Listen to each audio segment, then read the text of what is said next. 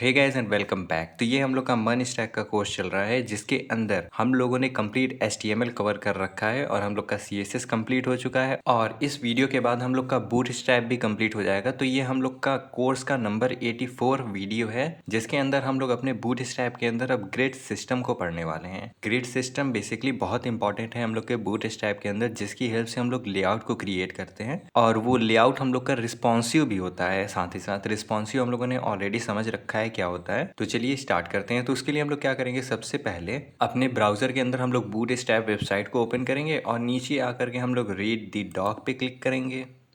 तो ये हम लोग का डॉक्यूमेंटेशन ओपन हो जाएगा। उसके बाद अपने हैमबर्गर आइकन पे क्लिक करके नीचे हम लोग आएंगे थोड़ा सा, तो ये आपको लेआउट का सेक्शन मिलेगा जिसके अंदर ये रहा हम लोग का ग्रिड लेआउट।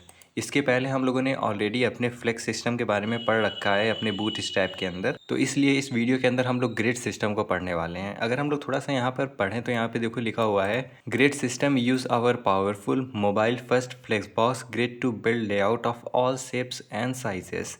यानी कि यहाँ पे जो हम लोग का ग्रिड सिस्टम है ये भी हम लोग के फ्लेक्स बॉक्स के बेसिस पे ही बना हुआ है, यानी कि ये फ्लेक्स बॉक्स के रूल को ही फॉलो करता है। तो चलिए हम लोग स्टार्ट करते हैं अपने ग्रिड को पढ़ना। तो सबसे पहले हम लोग देखते हैं कि हम लोग का ये ग्रिड वर्क कैसे करता है हम लोग के बूटस्ट्रैप के अंदर। तो यहाँ पे देखो, यहाँ पे जब हम लोग अपने बूटस्ट्रैप की हेल्प से एक ग्रिड क्रिएट करते हैं तो ग्रिड हम लोग का कैसा होता है।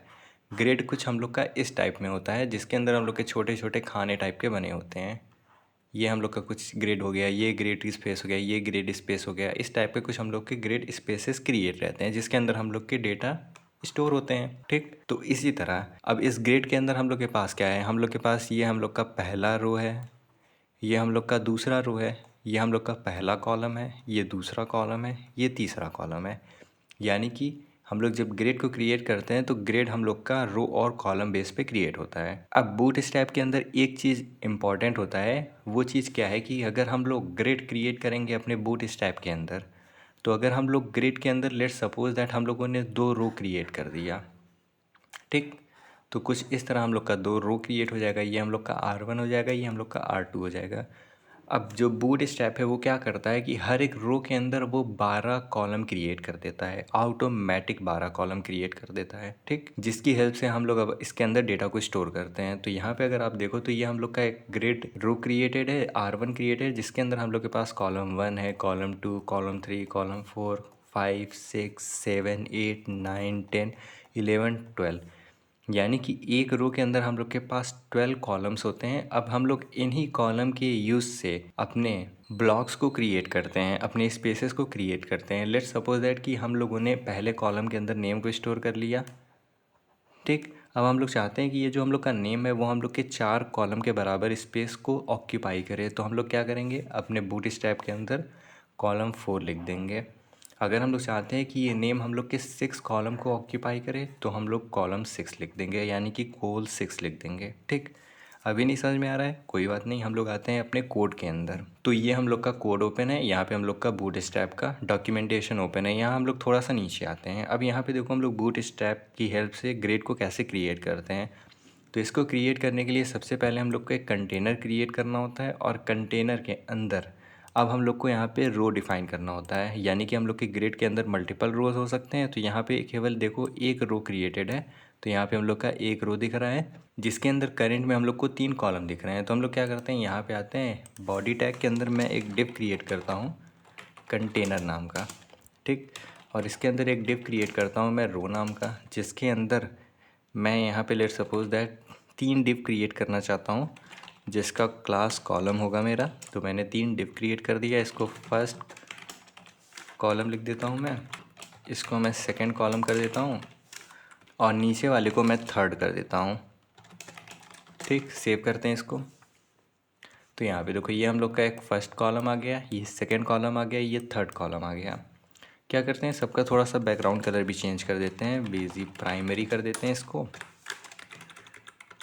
नीचे वाले को डेंजर कर देते हैं और उससे नीचे वाले को इन्फो कर देते हैं। तो यहाँ पे देखो, यहाँ पे अब हम लोग को ये क्लियर दिख रहा है, फर्स्ट कॉलम, ये सेकंड कॉलम, ये थर्ड कॉलम। बट मैंने कुछ देर पहले आप लोग को बताया कि बूटस्ट्रैप के अंदर क्या होता है कि हम लोग के 12 कॉलम क्रिएट होते हैं एक रो के अंदर। बट यहाँ पे तो हम लोग को करेंट में 3 ही कॉलम दिख रहे हैं, ऐसा इसलिए है क्योंकि हम लोगों ने यहाँ पे केवल कोल का यूज़ किया हुआ है। अब यहाँ पे केवल हम लोगों ने जब कोल लिख दिया यानी कि केवल कॉलम लिख दिया, तो बूटस्ट्रैप क्या करेगा, बूटस्ट्रैप इसको 12 से डिवाइड कर देगा, यानी कि एकदम इक्वल इक्वल 12 से डिवाइड करेगा। तो एक जो हम लोग का एलिमेंट है वो हम लोग का कितना स्पेस लेगा, 4 कॉलम का स्पेस लेगा। अगर मैं यहाँ पर 4 लिख देता हूँ, नीचे वाले पे भी मैं 4 लिख देता हूँ और यहाँ पे भी मैं 4 लिख देता हूँ, मैं सेव करूँ तो देखो कोई डिफरेंस नहीं आया। क्यों नहीं डिफरेंस आया, क्योंकि ये देखो, क्योंकि हम लोग के एक रो के अंदर 12 कॉलम्स होते हैं, यहाँ से यहाँ तक का हम लोग का 12 कॉलम है, ठीक। अब हम लोगों ने अपने पहले वाला जो हम लोग का फर्स्ट डिव है उसको हम लोगों ने कॉलम 4 दे दिया, दूसरे वाले को कॉलम 4 दे दिया, तीसरे वाले को कॉलम 4 दे दिया, तो हम लोग का स्पेस जो है वो इक्वल डिस्ट्रीब्यूट हो गया। बट जैसे ही अगर मैं अपने पहले वाले को कॉलम 1 दूंगा तो देखना हम लोग का ऑटोमेटिक वो छोटा हो जाएगा। यहाँ पे आता हूँ मैं और यहाँ पे जैसे मैंने कॉलम 4 दिया हुआ है, यहाँ पे अगर मैंने कॉलम 1 कर दिया, अब मैं सेव करूँ तो ये देखो ये कैसे एकदम छोटा सा हो गया ये हम लोग का। तो इसका मतलब क्या है, इसका मतलब ये है कि अब ये हम लोग का एक कॉलम का स्पेस लेगा। अगर मैं नीचे वाले को भी कॉलम 1 कर देता हूँ, इसके नीचे वाले को भी 1 कर देता हूँ, तो देखो आप first column, second column, third column, अभी भी हम लोग के यहाँ पे जो हम लोग के रो है उसके अंदर ऑलरेडी हम लोग के पास 9 कॉलम बचे हुए हैं, ठीक। तो अगर मैं यहाँ पे एक और इसको क्रिएट करता हूँ और इसको कॉलम 9 दे देता हूँ मैं, ठीक है, इसको मैं 4 कॉलम लिख देता हूँ, मैं सेव करूँ तो ये देखो अब हम लोग का जो 4 कॉलम है वो यहाँ से लेकर के पूरा हम लोग का जितना भी 12 कॉलम का स्पेस है उसको ऑक्यूपाई कर लिया। इसकी कलर को थोड़ा सा चेंज कर देते हैं, लेट्स सपोज दैट मैंने वार्निंग कर दी, सेव करूँ तो ये देखो आप, ठीक। अब मैं क्या करता हूँ, मैं आपको एक एग्जाम्पल दिखाता हूँ जिसके अंदर मैं कॉलम सबका 1 1 ही रखूँगा, ताकि आप लोग को और बेटर समझ में आ सके कि हम लोग की एक रो के अंदर 12 कॉलम्स होते हैं। सेव करते हैं इसको। अब मैं अगेन इसको डुप्लीकेट करता हूँ, ठीक है, और यहाँ पे अगेन हम लोग इसको चेंज कर देते हैं 5 6 7 8, ठीक। उसके बाद अगेन इसको हम लोग डुप्लीकेट कर देते हैं 9 10 11 12, सेव करते हैं इसको। तो ये देखो ये हम लोग का एक रो है जिसके अंदर हम लोग के पास 12 कॉलम है। अब यहाँ पे आप ध्यान से देखो तो जितने भी हम लोग के कॉलम है सबको इक्वल इक्वल स्पेसेस मिला होगा। अब अगर मैं अपने इस रो के अंदर एक और कॉलम क्रिएट कर देता हूँ, लेट्स सपोज दैट मैंने यहाँ पे 13 कॉलम क्रिएट कर दिया। अब पता है क्या होगा, ये जो हम लोग का 13 कॉलम है ये हम लोग के इस लाइन में नहीं आएगा, वो हम लोग के नीचे आ जाएगा। इवन तो हम लोग इसको फुल स्क्रीन पे कर दें फिर भी ये हम लोग का जो 13 कॉलम है वो हम लोग के नीचे ही आएगा। क्यों, क्योंकि ऑलरेडी हम लोग के बूटस्ट्रैप के अंदर ये सेट रहता है कि हम लोग की एक रो के अंदर मैक्स टू मैक्स 12 कॉलम ही रहेंगे, उससे ज़्यादा वो नहीं होंगे। हम लोग को अपने 12 कॉलम के ही अंदर जितने भी स्पेसिंग को क्रिएट करना है वैसे हम लोग क्रिएट करेंगे, बट उससे ज़्यादा कोई भी हम लोग के कॉलम नहीं आएंगे, ठीक। अगर मैं यहाँ पर जो हम लोगों ने यहाँ पे एक्स्ट्रा एक कॉलम क्रिएट किया हुआ है इसको अगर हम लोगों ने एक नेक्स्ट रो के अंदर भी क्रिएट कर दिया तो भी ये हम लोग को बिल्कुल सेम ही दिखेगा, ठीक। तो जो हम लोगों ने अभी यहाँ पे समझा हुआ है कि हम लोग की एक रो के अंदर 12 कॉलम्स होते हैं, यानी कि 12 कॉलम होते हैं। अगर हम लोगों ने कॉलम 13 क्रिएट कर दिया तो वो हम लोग के पहले वाले रो के अंदर नहीं आएगा, बल्कि उसके लिए हम लोग का एक सेकेंड रो क्रिएट हो जाएगा। अब सेकेंड रो जब क्रिएट होगा तो सेकेंड रो के अंदर भी हम लोग के 12 कॉलम क्रिएट होंगे और 12 के अंदर ही वो डेटा डिस्ट्रीब्यूट होंगे, ठीक। तो इस तरह कुछ हम लोग का ग्रिड वर्क करता है। अब हम लोग को इतना क्लियर हो चुका है कि हम लोग के एक रो के अंदर ऑलमोस्ट 12 कॉलम्स होते हैं। अब हम लोग को अपने इस 12 कॉलम के अंदर ही डेटा को डिस्ट्रीब्यूट करना होता है। लेट्स सपोज दैट मैं यहाँ पे केवल 3 डिव ही रखता हूँ, मैं बाकी डिव को यहाँ से रिमूव कर देता हूँ। सेव करते हैं इसको। तो यहाँ पे हम लोग का पहला डिव है, दूसरा डिव है, तीसरा डिव है। अब हम लोगों ने यहाँ पे कोल 1 कोल 1 कोल 1 लिखा हुआ है, यानी कि ये क्या कर रहा है, ये हम लोग के एक एक कॉलम का स्पेस ऑक्यूपाई किया हुआ है। बट अभी भी देखें तो हम लोगों ने केवल 3 कॉलम का ही स्पेस ऑक्यूपाई किया हुआ है, हम लोग के पास 9 कॉलम स्पेस अभी एम्प्टी है, तो वो भी हम लोग डिस्ट्रीब्यूट कर सकते हैं। लेट्स सपोज दैट कि मैं अपने मिडल वाले को, सेकंड वाले को 5 कॉलम का स्पेस देना चाहता हूँ, ठीक। और अपने टॉप वाले को मैं 3 दे देता हूँ, बॉटम वाले को मैं 3 दे देता हूँ। सेव करूँ मैं तो ये देखो हम लोग के 1 को 3 कॉलम का स्पेस मिल गया, 2 को हम लोग का 5 कॉलम का स्पेस मिल गया, और अगला हम लोग का जो 3 है उसको 3 कॉलम का स्पेस मिल गया। अभी भी हम लोग के पास एक कॉलम का स्पेस बचा हुआ है। कैसे बचा हुआ है, अगर हम लोग इसको जोड़ें तो 5 3 8 हो जाएगा और 8 और 3 हम लोग का कितना हो जाएगा 11 हो जाएगा। इसलिए यहाँ पे हम लोग का एक कॉलम का स्पेस यहाँ पे दिख रहा है। तो अगर मैं यहाँ पे 4 करता हूँ, अब मैं सेव करूँ तो ये देखो, अब हम लोग का पूरा कॉलम का स्पेस हम लोगों ने ऑक्यूपाई कर लिया। यानी कि हम लोगों ने यहाँ पे सबसे पहले वाले डिव को 3 कॉलम का स्पेस दे दिया, दूसरे वाले डिव को 5 कॉलम का स्पेस दे दिया और तीसरे वाले डिव को हम लोगों ने 4 कॉलम का स्पेस दे दिया। ठीक, तो इस तरह हम लोग अपने स्पेसेस को डिस्ट्रीब्यूट कर सकते हैं। ठीक है, तो अगर हम लोग यहाँ पे आए अपने ग्रिड सिस्टम के अंदर, तो यहाँ पे भी देखो आप सेम चीज़ लिखा हुआ है। अब अपने ग्रिड सिस्टम के अंदर भी हम लोग रिस्पॉन्सिव वेबसाइट क्रिएट कर सकते हैं। अभी जो हम लोग का ये जो कंटेनर क्रिएट हुआ है ये रिस्पॉन्सिव नहीं है। अगर मैं आपको जूम आउट करूँ और यहाँ से मैं इसको इंस्पेक्ट करता हूँ, यहाँ से अब थोड़ा सा हम लोग इसको जूम आउट करते हैं, तो देखो मैं छोटा कर रहा हूँ तो ये कैसे हम लोग को अभी भी ये रिस्पॉन्सिव नहीं हुआ है। क्योंकि देखो आप ध्यान से, तो इसकी साइजेस हम लोग की स्मॉल हो रही है बट वो हम लोग का प्रॉपर नीचे नहीं आ रहा है। अब ये हम लोग का नीचे आ रहा है, तो ये अभी करेंट में जो हम लोगों ने ग्रिड क्रिएट किया हुआ है ये हम लोग का रिस्पॉन्सिव नहीं है। तो इसको हम लोग रिस्पॉन्सिव बनाने के लिए क्या करेंगे, अगेन जैसे हम लोग अपने अदर्स बूटस्ट्रैप के एलिमेंट के अंदर स्मॉल मीडियम लार्ज का यूज़ करते थे, वैसे ही हम लोग यहाँ पे भी यूज़ करेंगे। तो हम लोग क्या करेंगे, यहाँ पे कोल, उसके बाद यहाँ पे मैं SM लिखता हूँ और इस SM को मैं कॉपी करता हूँ, यहाँ पे भी ऐड करता हूँ, यहाँ पे भी ऐड करता हूँ। अब आप ध्यान से देखो, तो इसका मतलब क्या है, इसका मतलब ये है कि ये जो हम लोग का रो है उसके अंदर हम लोग का 3 डिव है और तीनों डिव के अंदर हम लोगों ने कॉलम को डिस्ट्रीब्यूट कर दिया। पहले वाले को 3 कॉलम दे दिया, दूसरे वाले को 5, तीसरे वाले को हम लोगों ने 4 दे दिया। ठीक, अब यहाँ पे हम लोगों ने एक कंडीशन दे दी कि पहले वाले डिव को 3 कॉलम का स्पेस तब मिलेगा जब वो हम लोग के स्मॉल को टच करेगा या फिर उससे ज़्यादा रहेगा। अब अगर हम लोग अगेन अपने लेआउट के अंदर आएँ, तो स्मॉल का मतलब क्या होता है, स्मॉल का मतलब होता है कि हम लोग का जो डायमेंशन होता है वो हम लोग के 576 पिक्सल के ऊपर होना चाहिए, उससे नीचे नहीं। तो लेट्स सपोज दैट अगर हम लोग 576 पिक्सल से नीचे हो गए तो ये रो पता है क्या करेगा, वो हम लोग के हर एक डिव को 100% विड्थ दे देगा। मैं यहाँ पे आता हूँ, यहाँ पे हम लोग का करेंट में डायमेंशन 656 है। मैं छोटा करता हूँ तो ये देखो, जब ये डिवाइस हम लोग का स्मॉल है तो ये हम लोग का तीनों डिव देखो कॉलम के अंदर दिख रहा है। बट जैसे ही हम लोग 576 के ऊपर जाएंगे तो ये हम लोग के पहले वाले डिव को 3 कॉलम का स्पेस मिल जाएगा, दूसरे वाले को 5 और तीसरे वाले को 4। यानी कि अब हम लोगों ने थोड़ा सा रिस्पॉन्सिव इसको क्रिएट कर दिया। ठीक, तो इस तरह हम लोग रिस्पॉन्सिव बनाते हैं। ये बिल्कुल भी कॉम्प्लिकेटेड नहीं है। अगर आपने मेरे प्रीवियस बूटस्ट्रैप के कोर्स को देखा होगा तो आप इससे बिल्कुल फेमिलियर होगे कि ये हम लोग का स्मॉल, मीडियम और लार्ज कैसे वर्क करता है। ठीक, तो जैसे ही हम लोग अपने स्मॉल डायमेंशन से छोटे जाएंगे तो हम लोग का जितना आइटम है सबको 100% विथ मिल जाएगा। बट जैसे ही हम लोग अपने स्मॉल को टच करेंगे तो ये वाला हम लोग का जो क्लास है वो एक्टिव हो जाएगा, यानी कि ये वाला क्लास काम करने लग जाएगा। ठीक, तो इस तरह हम लोग रिस्पॉन्सिव क्रिएट कर सकते हैं। अब ऐसा नहीं है कि हम लोग यहाँ पे केवल स्मॉल का ही यूज़ कर सकते हैं, हम लोग यहाँ पे MD में यानी कि मीडियम यूज़ कर सकते हैं, लार्ज यूज़ कर सकते हैं, एक्स्ट्रा लार्ज यूज़ कर सकते हैं। लेट्स सपोज दैट मैं यहाँ पे MD लिखता हूँ। ठीक, अब मैंने अपने पहले वाले आइटम पे MD लिख दिया, अपने दूसरे वाले पे हम लोगों ने स्मॉल लिखा हुआ है, तीसरे वाले पे स्मॉल लिखा हुआ है। मैं इसको थोड़ा सा बड़ा करता हूँ तो ये देखो, करंट में हम लोग के MD का ब्रेक पॉइंट कितना होता है, यहाँ पे आए तो MD का हम लोग का ब्रेक पॉइंट होता है 768 पिक्सल के ऊपर रहेगा, तब जा कर के हम लोग के पहले वाले डिव को 3 कॉलम का स्पेस मिलेगा, अदरवाइज़ इसको 100% स्पेस मिलेगा। इसका मतलब ये है कि हम लोग का डायमेंशन करीबन अभी 1196 है। मैं छोटा करता हूँ इसको, 700 से थोड़ा सा कम करता हूँ। ठीक है, मैं 704 कर दिया, तो 704 पे अभी हम लोग का जो पहला वाला डिव है उसको 3 कॉलम का स्पेस नहीं मिला हुआ है। क्यों? क्योंकि अभी ये हम लोग के मीडियम वाले डायमेंशन को रीच नहीं किया हुआ है। बट जैसे ही हम लोग के मीडियम वाले डायमेंशन को रीच करेगा तो पहले वाला जो हम लोग का कंटेनर है उसको 3 का स्पेस मिल जाएगा। बट जो हम लोग का दूसरा और तीसरा डिव है इसको अभी ऑलरेडी हम लोग का स्मॉल डायमेंशन रीच कर चुका हुआ है, तो दूसरे वाले डिव को हम लोग के 5 कॉलम का स्पेस मिला हुआ है और तीसरे वाले डिव को हम लोग के 4 कॉलम का स्पेस ऑलरेडी मिल चुका हुआ है।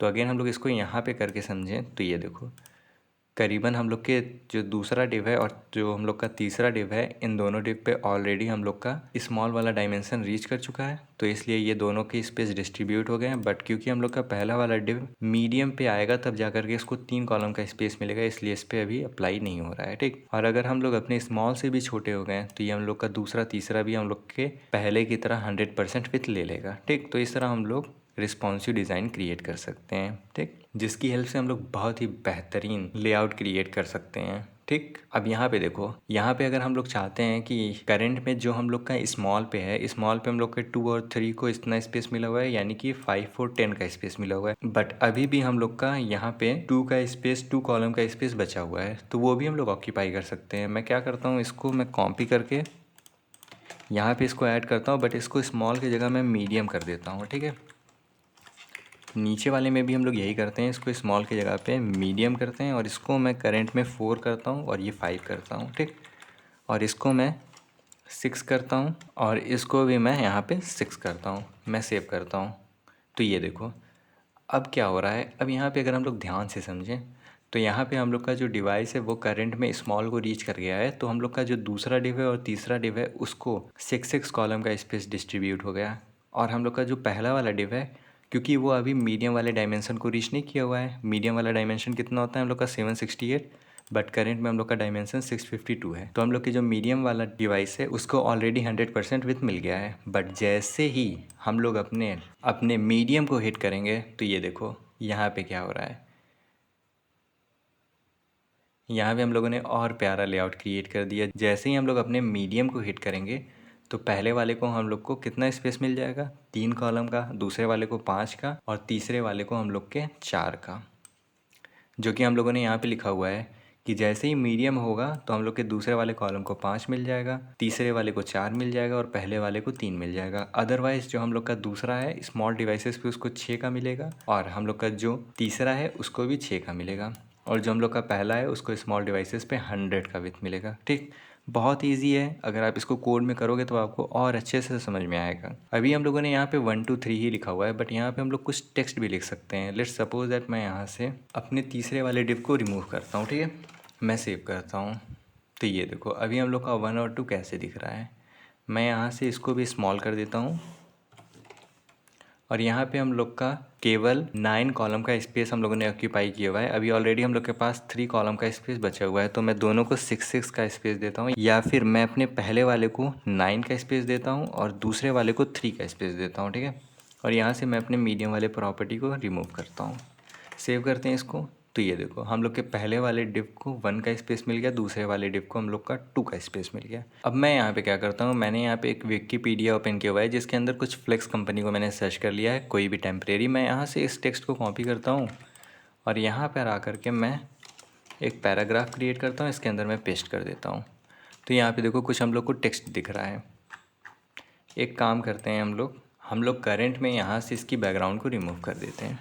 ठीक, अब ये हम लोग का यहाँ पे कुछ टेक्स्ट दिख रहा है, यहाँ पे मैं बॉर्डर को ऐड कर देता हूँ। ठीक है, सेव करूँ मैं इसको तो ये बॉर्डर आपको दिख रहा होगा।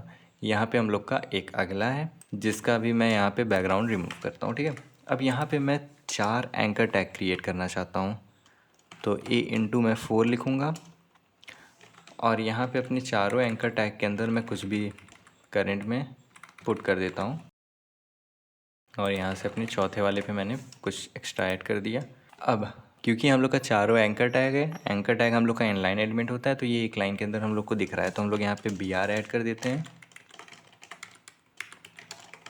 यहाँ पे भी बी आर ऐड कर देते हैं और यहाँ पे भी बी आर ऐड कर देते हैं। यहाँ पे इसको क्लोज़ करना होगा। तो ये देखो हम लोग का जितना चारों एंकर टैग है वो हम लोग के एक लाइन में दिख रहा है। इसको थोड़ा सा एडिट कर देते हैं, इसको कर देते हैं गूगल। तो यहाँ पे देखो कुछ हम लोग का डिस्क्रिप्शन लिखा हुआ है और उसके बाद यहाँ पे हम लोग का कुछ लिंक आ गया है। ये कम्प्लीटली हम लोग का रिस्पॉन्सिव है। रिस्पॉन्सिव कैसे, मैं थोड़ा सा इसका डायमेंशन चेंज करता हूँ। तो ये देखो जैसे ही मैंने इसका डायमेंशन चेंज किया तो जितना भी हम लोग का लिंक है वो यहाँ पे नीचे आ गया, बट जैसे ही हम लोग के स्मॉल वाले डायमेंशन को रीच करेगा तो हम लोग का जो लिंक है वो उठ करके यहाँ पे आ जाएगा। ठीक, तो इस तरह हम लोग रिस्पॉन्सिव लेआउट को डिज़ाइन करते हैं with the help of bootstrap के। ठीक, ये बहुत ही सिंपल है, बहुत इजी है, तो इसलिए आप इसको ट्राई करो, देखो कि ये कैसे वर्क करता है खुद से करके। क्योंकि हम लोगों ने यहाँ पे जितने भी बेसिक चीज़ें हैं उनको कवर कर लिया है, हम लोगों ने यहाँ पे रिस्पॉन्सिव भी क्रिएट करना देख लिया। अब यहाँ पे जो हम लोगों ने स्पेस डिस्ट्रीब्यूट किया हुआ है, यानी कि जो कॉलम का स्पेस डिस्ट्रीब्यूट किया हुआ है वो अपने टेक्स्ट के लिए हम लोगों ने 9 कॉलम का ऑक्यूपाई किया हुआ है और अपने लिंक के लिए हम लोगों ने 3 कॉलम का स्पेस ऑक्यूपाई किया हुआ है, वो भी हम लोग चेंज कर सकते हैं। यहाँ पर अगर मैं 5 और 5 कर दूँ तो ये देखो हम लोग का और एकदम स्क्वाश हो जाएगा ये, क्योंकि हम लोग का ये 5 कॉलम का स्पेस ले लेगा, ये भी 5 कॉलम का स्पेस ले लेगा। अगर मैं थोड़ा सा छोटा करूँ तो भी ये प्रॉपर वर्क करेगा, बट यहाँ पे हम लोग जितना ज़्यादा अपने टेक्स्ट वाले को स्पेस देंगे उतना ही ज़्यादा हम लोग के लिए बेटर है। तो अगर हम लोगों ने टेक्स्ट वाले को 10 कॉलम का स्पेस दे दिया और अपने लिंक को हम लोगों ने 2 कॉलम का स्पेस दे दिया तो भी ये एकदम बेटर है हम लोग का। ठीक, अगर मैं इसको बड़ा करूँ तो ये देखो हम लोग के टेक्स्ट वाले को 10 कॉलम का स्पेस मिल गया है और हम लोग का जो लिंक है उसको 2 कॉलम का स्पेस मिल गया है। अब जैसे ही हम लोग यहाँ पे स्मॉल को हिट करेंगे तो हम लोग का लिंक ऑटोमेटिक उठ के नीचे आ जाएगा। नीचे क्यों आ रहा है, अभी हम लोगों ने अपने सारे ब्लॉक के साथ इसको करके देखा हुआ है। ठीक, तो इस तरह हम लोग अपने लेआउट को रिस्पॉन्सिव बना सकते हैं अपने बूटस्ट्रैप की ग्रिड की हेल्प से। अब यहाँ पे स्टार्टिंग में मैंने आपको थोड़ा सा एक चीज़ बोला था कि ये जो हम लोग का ग्रिड सिस्टम है ये हम लोग के फ्लेक्स बॉक्स के बेसिस पे बना हुआ है। यानी कि इसके पहले जब हम लोगों ने फ्लेक्स बॉक्स को पढ़ा हुआ है तो फ्लेक्स बॉक्स के प्रॉपर्टी को भी हम लोग यहाँ पे इंटीग्रेट कर सकते हैं। उसका मतलब क्या है, उसका मतलब ये है कि अगेन अगर हम लोग अपने हैमबर्गर आइकन पे क्लिक करेंगे और नीचे आएंगे तो यहाँ पे आपको कॉलम्स की एक प्रॉपर्टी मिलेगी जिसको हम लोग यहाँ पे ओपन करते हैं। तो कॉलम्स का मतलब क्या है, कॉलम्स की हेल्प से अब हम लोग अपने जो भी हम लोगों ने यहाँ पे कंटेनर क्रिएट किया हुआ है, जितने भी हम लोगों ने कॉलम क्रिएट किया हुआ है उसकी अलाइनमेंट हम लोग कर सकते हैं। जैसे हम लोग अपने फ्लेक्स के अंदर अलाइनमेंट करते थे सेम वैसे ही हम लोग अलाइनमेंट कर सकते हैं। एग्जाम्पल के लिए अगर मैं यहाँ पे कॉलम सेक्शन के अंदर आता हूँ और यहाँ पे थोड़ा सा नीचे आऊँ तो ये देखो आपको अलाइनमेंट का एक सेक्शन मिलेगा जिसके अंदर हम लोग का वर्टिकल अलाइनमेंट होगा। वर्टिकल अलाइनमेंट हम लोग कैसे करते हैं, with the help of align item के। अब यहाँ पे देखो हम लोग के जितने भी कंटेनर है वो हम लोग के टॉप पे आ गए हैं। तो अलाइन आइटम स्टार्ट हो गया, ये सेंटर में है तो अलाइन आइटम सेंटर, ये बॉटम पे है तो अलाइन आइटम एंड। उसके बाद हम लोग यहाँ पे अपने पर्टिकुलर एक एक कॉलम को भी इंडिविजुअल अलाइन कर सकते हैं। यानी कि हम लोगों ने पहले कॉलम को अलाइन सेल्फ स्टार्ट कर दिया, दूसरे वाले को हम लोगों ने सेंटर कर दिया और तीसरे वाले को हम लोगों ने एंड कर दिया। तो चलिए इसको भी हम लोग 1 बाय 1 करके देखते हैं ज़रा। तो हम लोग क्या करते हैं, अगेन अपने वेबसाइट पे आते हैं और यहाँ से मैं थोड़ा सा इसको अंडू करता हूँ। ठीक, और यहाँ पे ये हम लोग का 2 कंटेनर क्रिएटेड है, यहाँ से मैं केवल इसको 4 कर देता हूँ ताकि इसको 4 कॉलम का स्पेस मिल जाए। नीचे वाले को भी हम लोग 4 कर देते हैं। ठीक है, और एक तीसरा डिव भी क्रिएट करते हैं जिसको हम लोग यहाँ पे 3 नेम दे देते हैं और इसको हम लोग इन्फो कलर दे देते हैं। सेव करते हैं हम लोग इसको। तो ये देखो यहाँ पे हम लोग का पहला है, दूसरा है, तीसरा है। इसको करंट में हम लोग कैंसिल करते हैं तो ये देखो हम लोग का पहला डिव, दूसरा डिव, तीसरा डिव आ गया। ठीक, अब मैं क्या करता हूँ, यहाँ पे जो मेरा कंटेंट लिखा हुआ है इस कंटेंट को मैं थोड़ा सा रिप्लेस कर देता हूँ कुछ एक्स्ट्रा टेक्स्ट से। तो मैं यहाँ से कुछ टेक्स्ट को कॉपी करके अपने 1 वाले पे पेस्ट कर देता हूँ और उसके बाद मैं क्या करता हूँ, मैं कुछ टेक्स्ट को कॉपी करके अपने सेकेंड वाले के अंदर पेस्ट कर देता हूँ एंड लास्ट में हम लोग कुछ टेक्स्ट को कॉपी करते हैं और अपने थर्ड वाले के अंदर पेस्ट कर देते हैं। तो ये रहा हम लोग का थर्ड वाला, इसके अंदर मैंने पेस्ट कर दिया। अगेन अपने यहाँ पे आते हैं तो यहाँ पे देखो, यहाँ पे हम लोग का 3 कॉलम क्रिएटेड है। हम लोग के एक रो के अंदर 3 कॉलम क्रिएटेड है जिसके अंदर हम लोग का कुछ टेक्स्ट है, जिसके अंदर सबसे पहले वाले कॉलम के अंदर हम लोग का कुछ कम टेक्स्ट है, उसके बाद हम लोग का थोड़ा सा ज़्यादा है और उसके बाद हम लोग का एकदम ज़्यादा टेक्स्ट है। ठीक, अब हम लोग यहाँ पे अलाइनमेंट का यूज़ करेंगे। अगर मैं यहाँ पे लिख दूँ अलाइन आइटम्स स्टार्ट, सेव करूँ मैं इसको, तो ये देखो अब क्या हुआ, अब यहाँ पे जितने भी हम लोग के कंटेनर है वो हम लोग के स्टार्ट पे अलाइन हो गए। ठीक, स्टार्ट यानी कि टॉप पे अलाइन हो गए। अगर मैं यहाँ पे एंड लिख दूँ तो ये देखो अब हम लोग का जो अलाइनमेंट है, जो हम लोग का कंटेनर है वो हम लोग का नीचे आ गया। ये वाला कंटेनर क्यों नहीं मूव हो रहा है, क्योंकि ये हम लोग का ऑलरेडी उतना स्पेस ऑक्यूपाई करके रखा हुआ है हम लोग के हाइट की इक्वल। ठीक, अगर मैं यहाँ पे सेंटर करता हूँ, सेव करूँ मैं इसको, तो ये देखो ये दोनों कंटेनर हम लोग के सेंटर में आ गए। ठीक, तो इस तरह हम लोग अलाइनमेंट का यूज़ करते हैं। ठीक, अब यहाँ पे हम लोगों ने जो भी अलाइनमेंट यूज़ किया हुआ है वो हम लोगों ने डायरेक्टली अपने रो वाले क्लास के अंदर ऐड किया हुआ है, बट हम लोग एक एक आइटम को भी अलाइन कर सकते हैं। उसके लिए हम लोग क्या करेंगे, लेट्स सपोज दैट कि मैं चाहता हूँ कि ये जो हम लोग का ब्लू वाला है ये हम लोग के सेंटर में आ जाए। तो हम लोग अपने यहाँ पे क्या करेंगे, अलाइन सेल्फ सेंटर, सेव करूँ मैं इसको, तो ये देखो हम लोग का ब्लू वाला कंटेनर सेंटर पे आ गया। बिल्कुल भी आपको टेंशन लेने की ज़रूरत नहीं है कि ये अलाइनमेंट कैसे हो रहा है, क्योंकि ऑलरेडी हम लोगों ने इसको अपने फ्लेक्स के अंदर पढ़ रखा है, अपने बूटस्ट्रैप के फ्लेक्स के अंदर।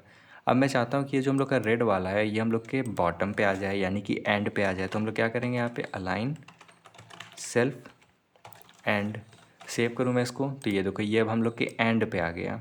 ठीक, तो इस तरह हम लोग अपने पर्टिकुलर एलिमेंट को भी अलाइन कर सकते हैं। अगर मैं यहाँ पे डॉक्यूमेंटेशन पे आऊँ तो यहाँ देखो यहाँ पे भी उसने यही किया हुआ है, सबसे पहले वाले को अलाइन सेल्फ स्टार्ट, दूसरे वाले को सेंटर, तीसरे वाले को एंड। ठीक, यहाँ पे ये हम लोग का हॉरिजॉन्टल अलाइनमेंट है। हॉरिजॉन्टल अलाइनमेंट यानी कि आप समझ सकते हो कि हम लोग अब अपने आइटम को हॉरिजॉन्टल एक्सिस पे मूव करेंगे, यानी कि हम लोगों ने स्टार्ट लिखा हुआ है तो ये हम लोग का पूरा रो है। स्टार्ट लिखा हुआ है तो हम लोग का दोनों जो आइटम है वो हम लोग के स्टार्ट पे आ गया।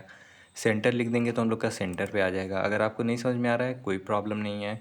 हम लोग क्या करते हैं, यहाँ से कुछ टाइम के लिए टेक्स्ट को अगेन रिमूव करते हैं। इसको मैं 5 बनाता हूँ, इसको मैं 2 बनाता हूँ और इसको मैं लेट्स सपोज दैट 1 बनाता हूँ। सेव करते हैं इसको तो यहाँ पे देखो 1 5 2 लिखा हुआ है। हम लोग इसके साइज़ को थोड़ा थोड़ा छोटा कर देते हैं। मैं 3 3 का साइज़ इसका बना देता हूँ, ठीक है। सेव करते हैं इसको तो ये हम लोग का 3 3 का साइज़ बन गया। अब यहाँ पे हम लोग अपने इस वाले प्रॉपर्टी को रिमूव करेंगे। अब हम लोग अपने कंटेनर के ऊपर अप्लाई करेंगे जस्टिफाई कंटेंट सेंटर। सेव करूँ मैं इसको तो ये देखो हम लोग का जो तीनों का तीनों डिव है वो हम लोग के सेंटर पे आ गया। अगर मैं इसको एंड कर दूँ तो ये हम लोग के एंड पे आ जाएगा। अगर अभी भी आपको समझ में नहीं आ रहा है तो मैं इसको डुप्लीकेट करता हूँ और इसको मैं स्टार्ट करता हूँ। सेव करता हूँ मैं तो ये देखो ये हम लोग का स्टार्ट पे है। अगर मैं इसको सेंटर कर दूँ तो देखना ये हम लोग के सेंटर पे आ जाएगा। ये हम लोग के सेंटर पे आ गया। अगर मैं यहाँ पे बिटवीन कर दूँ तो देखो क्या होगा, बिटवीन के अंदर हम लोग के बीच पे स्पेस आ गया। अगर मैं इसको अराउंड कर दूँ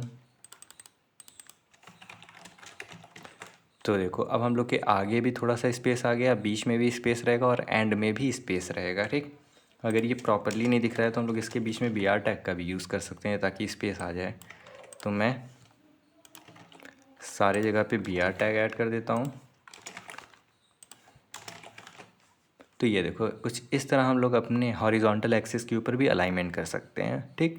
तो बहुत ही सिंपल प्रॉपर्टीज़ हैं हम लोग के बूटस्ट्रैप के अंदर भी, क्योंकि अगर हम लोगों ने CSS को अच्छे से पढ़ा होगा तो ये सारी चीज़ें तो बहुत ईजिली हम लोग को समझ में आ जाएंगी कि कैसे हम लोग वर्टिकल अलाइनमेंट करते हैं, कैसे हम लोग हॉरिजॉन्टल अलाइनमेंट करते हैं, सारी की सारी चीज़ें, क्योंकि ये सारी की सारी चीज़ें हम लोग के CSS के ऊपर ही बनी हुई हैं ना, ठीक। तो होपफुली आपको समझ में आ गया हो कि हम लोग किस तरह बूटस्ट्रैप का यूज़ करते हैं। तो ये हम लोग का लास्ट लेक्चर है बूटस्ट्रैप के अंदर, क्योंकि हम लोगों ने ऑलरेडी मैक्सिमम इंपॉर्टेंट चीज़ों को कवर कर रखा है। अब इन्हीं सारी चीज़ों का यूज़ करके हम लोग एक फ्लेक्सिबल वेबसाइट क्रिएट कर सकते हैं, ठीक। तो अगर आपको वेबसाइट चाहिए होगा तो हम लोग ये ब्लॉग पोस्ट वेबसाइट को क्रिएट करेंगे अपने नेक्स्ट वीडियो के अंदर। तो आप कमेंट सेक्शन के अंदर बताना कि अगर आपको ये वेबसाइट सीखना है कि हम लोग कैसे क्रिएट कर सकते हैं अपने बूटस्ट्रैप की हेल्प से, तो मैं ये भी ट्यूटोरियल आपके लिए लेके चलाऊँगा। बट आपको ये कमेंट सेक्शन के अंदर लिख के बताना होगा कि आपको ये वेबसाइट चाहिए, तभी मैं इस वीडियो को लाऊंगा। अदरवाइज़ हम लोग जावास्क्रिप्ट को कंटिन्यू करने जा रहे हैं अपने नेक्स्ट वीडियो के अंदर से, ठीक। तो होपफुली आपको बूटस्ट्रैप समझ में आ गया हो। अगर आपको कोई डाउट हो तो आप कमेंट सेक्शन के अंदर पूछ सकते हैं। तब तक के लिए चैनल को सब्सक्राइब करना ना भूलें। Thanks for watching.